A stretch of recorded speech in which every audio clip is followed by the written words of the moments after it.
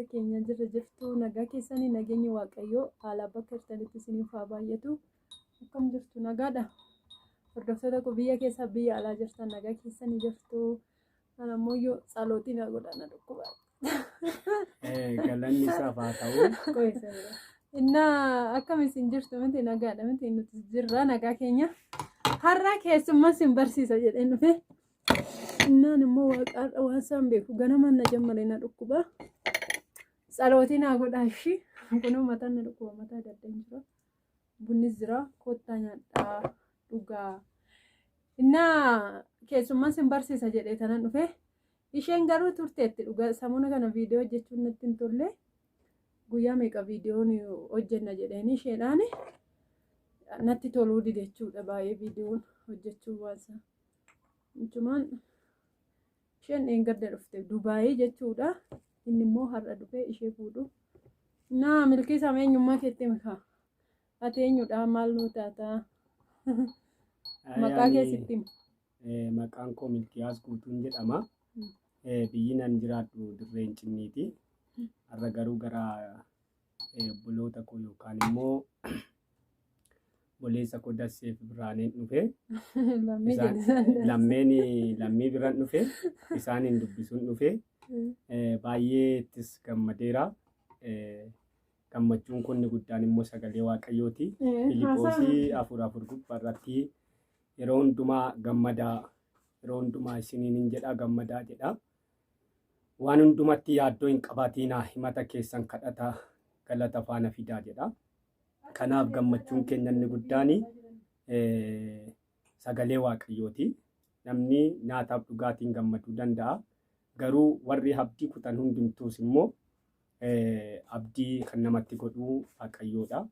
Kanaaf abdiin keessan karaa Kiristoosiin akka haariiffamu yookaan jijjiirama guddaa karaa Kiristoosiin hin argattu jedheen ayyaada. Warra abdii kutattan biyya alaa keessaa kan jirtan hundumti keessan abdiin keessan Kiristoos isa du'ee du'a moo'ee ka'e injifatee ka'edha.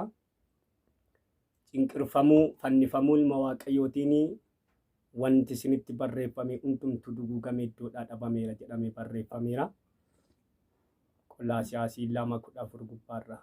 Kanaaf deebisee sagalee Waaqayyoo ammas kan inni itti dabalee isiniif erguu barbaadu faarfannaa Daawit 91 lakkoofsa 1 irratti namni golga hunda isa hunda gararraa jiraatu gaaddisa isaa jala kan buufatu in oola. Kiyyoo namni siikaa hidhacha nama balleessu hundumaa sin oolcha. Xiyya halkan gadi dhiifamu dhukkuba guyyaa saafaa deemuun sodaatinaa jedhee dubbata. Kanaaf lafa kana dhufuuttis baay'isee kan na gammachiisee fi kan natti tole dhaamsi isaan kanaaf asumaan illee dabarsu dhaamsa sagalee Waaqayyoo isa hin duune san banne san jijjiiramnedha. Haalliin darbaa barriin darbaa qilleensis yaadni hundumtuu wanti nuti itti yaaddomnu hundumtuun darbaa sagalee Waaqayyoo bara baraan jiraataadha. Ibroota boqonnaa 4:12 irratti sagaleen koo jiraataadha humna hojjetuuf keessaa qaba. Billaa qara lama caala qara qaba. Waan hundumaatti sakatta'ee bira hin ga'a jedhama. Wanti isin yaaddeessi hundumtuu karaa sagalee isaa yookaan karaa Kiristoosiin sakatta'amee bira hin ga'ama.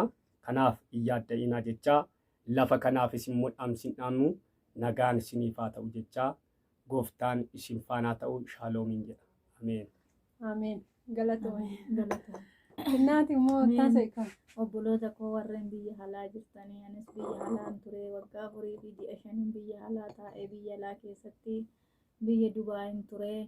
Warreen biyya alaa jirtanii obboloota qabna jettanii warreen obboloota abdattanii abdatiina obbolaa jechuun dugda duuba jechuudha. Asitti garuu rakkoo baay'een na qaqqabe biyya ormaa keessatti otoo hin taane biyya abbaa kootii keessatti Oromoo keessatti galee rakkoo nama hin jedhamne na qaqqabe. Garuu obbolaa warreen obbolaa qabdan obbolaa keessanii abdatiina. Garuu immoo birrii of harkaa abdanii hin dhufiina. Warra keessan abdattanii hin dhufiina. Waaqa abdadhaatii koottaa malee obbolaa keessa warra keessan abdattanii hin dhufiina. Kanuman isinii dabarsuu barbaade warreen immoo dhufee eddan biyya keessatti galee jechuudha. Roopilaa keessa eddan bu'ee barumsa ta'a. Dawwalachuu barumsa isiniif haa ta'uu kan isinitti himaa jira. Isinii dhaamsa isinii dhaamaa jira jechuudha. warreen amma birrii namatti ergattanii obbolaa kooti jettanii obbolaa keessanittis hin ergatina abdattanii jechuudha. Yoo erguu barbaaddan illee abbaa erguu fi barbaadan sana dhaamsaan hin ergina. Buukii isaa lakkoofsa isaa irratti ergaaf. Ofii keessaniif immoo ofii keessanii kaawwadhaa malee olii gadee bijaajessuun barbaadina. Dhaamsan sinii dhaama waan borootiif. Garuu heddan dhufee boodee keessa galee jechuudha. Rooppilaarraa heddan bu'ee na qaqqabaa koottana fuudha jedheen abdadhee itti dawwaladhee abdannaan garuu goodaatti haadhoodhuma garuu goodaatti nagatanii jechuudha. Haadhoo keessanii abdatiin haadhoo koo abdadheen haadhoo kooti jedhee itti dawwaladhee si argachuuf hin dandeenye si qaqqabuuf hin dandeenye maa si gochuu hin dandeenye naan jedhanii marsinatti deebisanii bakka agaanan dhiphadhee poolisiinis baay'ee na gargaaree namoota biraatti dawwaladhee namni biraa birriidhaanis humnaanis na gargaaranii boolee keessaa bahee kunoo biyya abbaa kootii keessa gadaan jira. Namoonni homaa ebeluun abdadha jettan hin abdatina nama hin abdatina waaqa abdadhaati waaqatti harka kennadhaati koottaa biyya keessan galaa malee umurii keessanis biyya hormaatti hin fixina. Garuu waan hunda arguun bayeessuma anis garuu baay'een nama abdachaa ture dhaamsan sinii dhaama yaa obboloota koo biyya hormaa keessatti nuti hundumtuu biyya hormaa keessatti of jijjiirraaf malee nama jijjiiruuf miti. Haadha fi abbaa ofii jijjiiraniif deebisanii of jijjiiru waan ta'eef haadha fi abbaa ofii jijjiiruun baay'ee barbaachisaadha. Horma biraa immoo irra dabarsuun baay'ee keessa dabarsuudha waan ta'eef garuu dhaamsinan sinii dhaamu kanuman sinii dhaamaa yaa obboloota koo of eegaa ofis hin dagatinaa. Garuuyyuu birrii achii immoo nun gargaaru jettanii birrii achii dhiistanii dhufiin harkatti qabadhaati koottaa harka keessan duwwaa hin dhufiina nama abdattanii hin dhufiina. Abbaa manaa kooti jettanii abbaa manaa keessanii hin abdatinaa obbolaa keessanii hin abdatinaa. Amma isheen jechuun ishee jechuudha amma mindaa ji'a 2 ji'a 3 dirqama harka keessanitti qabachuu qabdu. Isheen amma maal taate obboleettii isheetti qarshii ergachaa turte garuu akkaawuntii mataa isheettis qabdi. Obboleettii isheettis ergaa turte mucaa qabdi haadha qabdi haadha koo mucaa kun gargaareette isheetti qarshii kana ergaa turte jechuudha. Isa booda obboleettii ishee immoo karaa Adaamaa jirti amma itti bilbiltee dhufaan jira achitti na eegi birriis immoo fidi kottu jetteenina guyyaadha sa'aatii 7dha guyyaa keessa ani yeroo kana si qaqqabuu hin danda'u. Qarshii sin qabu waan ani ittiin dhufu jetteen akkamitti qarshii dhabda birrii amma kana sirratti ergee akkamitti qarshii dhabda kottu na fuudhaati haadhoo koo goodaatti nagattaa jetteenina ani beekuu natti sin dubbatini natti sin bilbilini jettee irratti cufte. Isheen immoo birrii akkuma jirutti ishee irratti ergattee turte jechuudha. Isheen immoo naafiddee dhufte gaafa sana achitti naafiddee dhufte achii makiina kontiraata qabannee deemnatteetu birrii harka ishiirra jiru obboleettii ishiitti ergite jechuudha. Obboleettiin ishii garuu birrii sana jalaa fixxee mucayyoo isheen kun immoo waan ittiin dhuftu dhabdee nun immoo bilbila keenya garuu fira lammiiti isheen durbii lammiiti.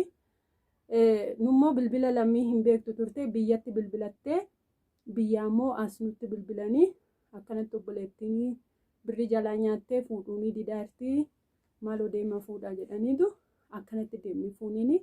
Baay'ee rakkatte jechuudha achi keessatti maalidha obboleettii ishee abdatteetu jechuudha silaa isheen naaf jirtetteetu. Innaa mudannoo akkasiitu jira waan akkasii sinis akkasiin hin qonnamne siniif barumsa ta'uu qabaa. Kanaafan kottu ergaa dhaamiif jedheen dheengaddan jechuun jammare garuu anis viidiyoo jechuun namatti mijanne jechuudha. Kanaaf jenneetu isiniin jennaa barumsa siniif ta'anneetu laayik sheer nu godhaa warroonni haaraa taatan immoo sabiskiraayib godhaan isiniin jedha. Chaa'oo nagaa keessan ta'an isiniin jedha galatooma. Simfaanaa shaaloo. Humna godhadha jabaadha garuu immoo haramni nyaadhu isiniin hin jettu nyaadha. Ati baay'ee kun asitti adda dhuftee nyaattu biddeena. Haramni afaan kee keessaa fuutee gada'uu barbaaddi malee hojjedhu siin jetti malee nyaadhu siin hin jettu kaawwadhu siin hin jettu. Akka sirkaa fuutee balleessitu barbaaddi malee akka of xaqqamtu hin barbaaddu garuu of xaqqami arabatti of hin gatini arabatti dugda kee garagalchiiti laphee kee biyya abbaa keetitti garagalchi nama Dubaay hojjechaa jirtu garuu sittanii dhiiras haa ta'uu dubartiis haa ta'uu of hin gatina garuu haramni baay'ee ulfaataadha waan ta'eef garuu qoonqoo keessanitti nyaadha fiilla fiiti isaanii immoo nyaatina garuuyyuu sansiniidha garuuyyuu dhiifama naa godhaati garuu viidiyoo kanarrattis bahee waan tokko dubbadheen beeku haaraadha natti fakkaatas garuu dhiifama naa godhaa jabaadhaa yaa obboloota koo dhaamsan sinii dhaame immoo hin gatiinaa sheer walii godhaa Share godhaa fi laayikis godhaa fi deebii. nagaan oolaa. Ciao, bakka nagaa keessan ta'a galatoomaa siin jaallanna siin kabajna. Bye bye.